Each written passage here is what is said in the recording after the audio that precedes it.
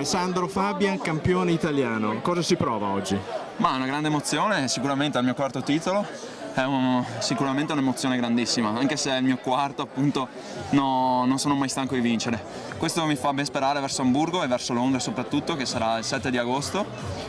E qui era un test match per sentire un po' le mie sensazioni, siamo riusciti a fare una grande gara, una gara ben spinta e infatti abbiamo fatto la differenza. Sono arrivato comunque contento, stanco, però soddisfatto.